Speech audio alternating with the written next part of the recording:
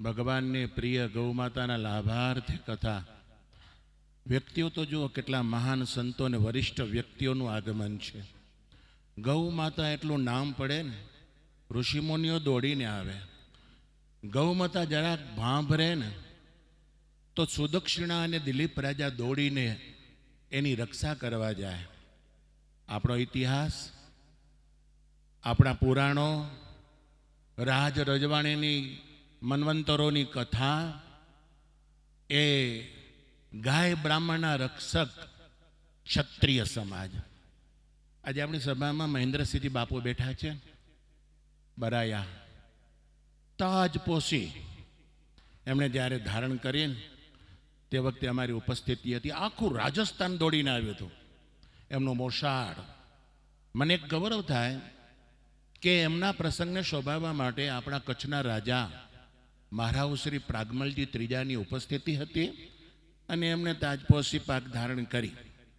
રાજ રજવાડા જો આ દેશમાં એ ગાય માતાની સેવા કરતા આવે તો ખેડૂત પ્રધાન આ ભારત દેશમાં જ્યાં ખેડૂતો વધારે હોય એ ગાયનું રક્ષણ કેમ ના કરે? કેરા ગામ માટે ગાયના ઘાસચારા માટે ખરેખર કોઈને પ્રેરણા કરવી પડે ને, એ શરમજનક કહેવાય. ગામની ગાયો, ગામના ઇલાકાની ગાયો, ગાયોની સાથે નંદી એ દુઃખી ન હોવો જોઈએ. આપણે બીજાનું ભલું અને હિત કરવા જઈએ પણ પોતાનું રહી ન જવું જોઈએ. મને એક વાતનો એ આનંદ થાય, વક્તા શ્રી સૂર્યપ્રકાશ સ્વામી સભાપતિશ્રીએ ગૌ માતા વિશે વિશેષ વાત કરી. અમે શાસ્ત્રીજી સાથે બેઠા હતા ને સૂર્યપ્રકાશ સ્વામી સાથે. મને સત્સંગી જીવન ઘણા વર્ષો પહેલાં વાંચ્યો, યાદ કરું. સત્સંગી જીવનમાં સ્વામિનારાયણ ભગવાને બહુ ખેતી વિશે અને ગાય બળદના રક્ષણ વિશેની વાત વિસ્તૃત કરી ને એ પરાશર, બૃહદ પરાશર ઋષિ એની વાત કરી. સત્સંગી ભક્તો તમે જોજો, સત્સંગી જીવન 5મું પ્રકરણ 15મો અધ્યાય ને 23મો શ્લોક. ઘણા બધા શ્લોકોમાં મહિમા છે પણ 23મો એક શ્લોક એવો છે એમાં સ્વામિનારાયણ ભગવાને કહ્યું પરાશર ઋષિનું વચન ટાંકીને કે જે પુણ્ય ગાય માતાની સેવા કરવાથી માણસને મળે છે એના કરતાં 10 ગણો પુણ્ય નંદીની સેવા કરવાથી મળે છે. 10 ગણો પુણ્ય નંદી. આજે તમે જુઓ, ઘણા વર્ષો પહેલાં નહોતું, અત્યારે છે. કેટલી નંદી શાળાઓ. આ ગોરસિયા પરિવારના સભ્યો બેઠા છે. આજે જ અમે અંજારથી આવ્યા ને, કોકમાંથી અજા પર આવતા હતા અને રસ્તામાં સરસ મજાની ગૌશાળા ગોરસિયા. આહા, મેં કીધું ધન્ય છે એની માતા પિતાને, કુળને, જ્ઞાતિને, પટેલ સમાજને કે પરિશ્રમથી પૈસો પ્રાપ્ત કર્યો પણ ગાય માતાને નંદીને ભૂલતા નથી. કેરાથી તમે આ બાજુ જાઓ તો રસ્તામાં પાછો હું ગિરધરબેન યાદ કરીશ. પિંડોરિયા માધાપરના દારેસ્લામમાં રહે છે. દરરોજનું લાખોનું દાન છે એમનું. ધન્ય છે. પોતાને માટે નહીં પણ પોતાના દેશમાં દુખિયારી ગાયોના ઘાસચારા માટે કેટલો આ દેશનો નાગરિક ચિંતિત છે. અને નંદી શાળા ચાલે.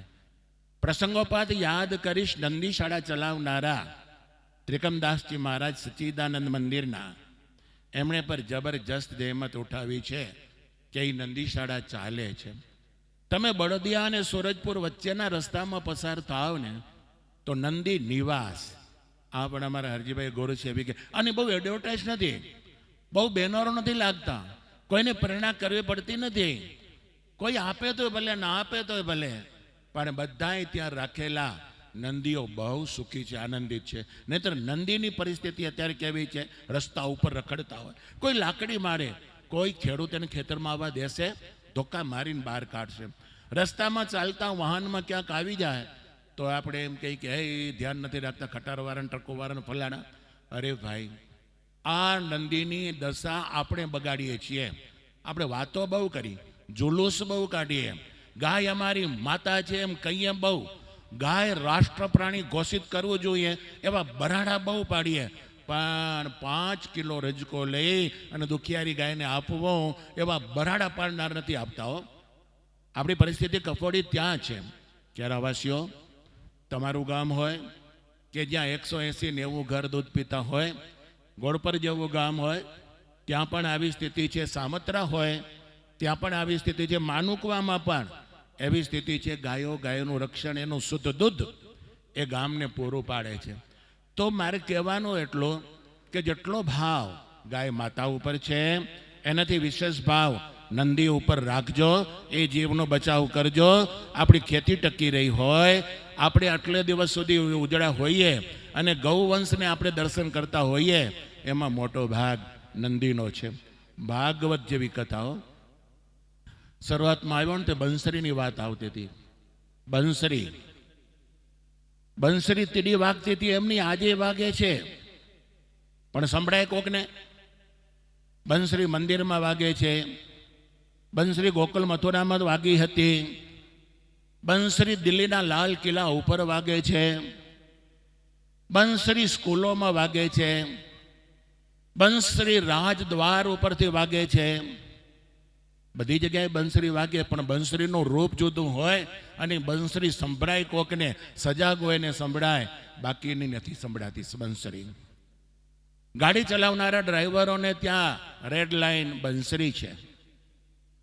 પૂજ્ય આચાર્ય મહારાજ શ્રી તેજેન્દ્ર પ્રસાદજી મહારાજ અમદાવાદથી મને લગભગ આટલો ઊંચો પુસ્તકનો થપ્પો એ મને બાય પોસ્ટ, હજી આપણું આ નૂતન મંદિર નહોતું થયું એના પહેલાં મોકલ્યો, આશીર્વાદ પત્ર ભેગો મોકલ્યો. મને કે સ્વામી આ પુસ્તક મોકલું છું, ધાર્મિક નથી પણ તમને ગમે તો વાંચજો. હું બહુ રાજી થયો. મેં કીધું મને યાદ કરીને પુસ્તક પ્રેમથી પત્રની સાથે બાય પોસ્ટ મોકલ્યા અને મેં જોયા તો એ પુસ્તક બધાએ લખેલા હતા પ્રોફેસર ફાધર વાલેસના. પ્રોફેસર ફાધર વાલેસ એ ફ્રાન્સના હતા. આચાર્ય મહારાજ શ્રી એમની પાસે અભ્યાસ કરેલો. તમે વિચાર કરો, ફ્રાન્સનો અંગ્રેજ આ ભારત દેશમાં રહેલો, એમની જે શુદ્ધ ગુજરાતી, એમના ઉપર એને જે પ્રભુત્વ અને એને જેટલા પુસ્તકો લખ્યા, મતલબ કે બુક લખી, એમાં વાંચવા જેવા છે, વાંચવા. મીરાનો આખો લેખ, નરસૈયો, ક્યાં ક્રિશ્ચન ને ક્યાં મીરાને નરસૈયો, કાગડો એવું શીર્ષક, અને કાગડાના સ્વભાવ ગુણ બધા વર્ણવ્યા. મુરલી અને એક સરસ મજાની કૃષ્ણની બંસરી વગાડતી મૂર્તિ છાપેલી, અને એમાં બંસરી શીર્ષક આપીને એને પુસ્તક લખ્યું. મેં વાંચ્યું ને ત્યારે મને એમ થયું કે આ દેશ પ્રત્યે તેમને કેટલું ગૌરવ છે. એમનું અવસાન પણ આ ભારત દેશમાં જ થયું ફાધર વાલેસનું. એટલે જે જાગી ગયો ને સમજી ગયો એ માણસની વાત આખી અલગ છે. અને દીધા જ કરી અને આંધળા પ્રવાહમાં ધણાયા જ કરતા હોઈએ એની વાત જુદી છે. માટે આ પટેલ પરિવારો, આ દરબારો, બ્રાહ્મણો, ઇવન કોઈ પણ આપણે જો સનાતન ધર્મને અનુસરના હોઈએ, ભારત માતાને ખોળે બેઠા હોઈએ, તો ગાય માતા દુઃખી થવી જોઈએ નહીં. એનો મતલબ એવો નથી કે આપણે કોઈ મોટી મોટી જાગીરમાં રહેતી ગાયો હોય એને જ આપણે ઘાસચારો આપીએ. ધારો કે આપણી ભુજ મંદિરની ગાય જાગીર આપણી સદ્ધર છે, ગાયો બહુ સુખી છે, અને એ ગાયો એવી હોય આપણે જોઈએ તો અંતર ઠરી જાય. માલધારીની પણ ગાયો હોય, એક વકલની ને એક નસલની ગાયો હોય. આપણે જોઈએ ને તો એમ થાય એક સરખા શિંગડા, મોરો એનો મસ્ત મજાનો, અને એમાં ખૂંટ ચાલ્યો આવતો હોય ને નંદી, આપણે એમ થાય કે આ રાજા, એની આ બધી પ્રજા કેટલી ઉજળી છે. ભક્તો, જ્યાં ગરીબ ગાયો, જ્યાં સ્વામીએ રાતા તળાવની વાત કરી, મનજી ભગત ત્યાં બધું ચલાવે છે. એમ કોઈ પણ સંસ્થા સબર હોય, મજબૂત હોય, એને કોઈ આંચ નથી આવવાની. પણ કેટલીક જગ્યાએ તમે રિસર્ચ કરજો જ્યાં ગાયો દુખીઓ છે, વાછરડાઓ દુખીઓ છે, અને એની કોઈ સાર સંભાળ નથી રાખતો, માત્ર મહિમા ગવાય છે, એવી જગ્યાએ ઘાસચારો તમે પહોંચાડજો. અને આ કેરા ગામની આ જે ધન્યતા છે, પવિત્રતા છે, એની ક્ષમતા છે. મને ખબર છે ગાયો માટે કેરા ગામની બાઈઓ સવારે અંજવાળું ન થાય એના પહેલાં ચારો કરવા જાય, અને બપોર પહેલાં ઘાસચારો કરીને આવી જાય. બપોર પછી કંઈ કામ ન કરતા હોય.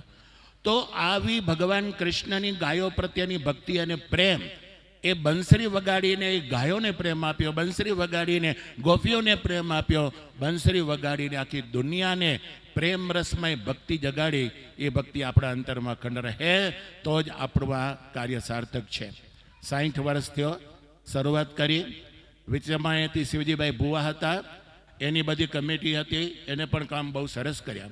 અમે જ હતા, નાણમોની કથા કરતા હતા અને કથા જબરજસ્ત જોરદાર ગઈ અને ફંડિંગ પણ સારું એકત્રિત થયું. એના પછી પણ સારું ચાલે છે, અત્યારે પણ વિશેષ ચાલે છે, કોઈ અટકાવી નથી શકવાના. ચલતી રહેગી પરંપરા જો અબ તક ચલતી આવી, અને એ ઉજળી પરંપરા આપણા સૌના હૃદયમાં રહે એવી ઈષ્ટદેવ ભગવાન સ્વામિનારાયણના ચરણોમાં પ્રાર્થના કરી સૌને જય સ્વામિનારાયણ.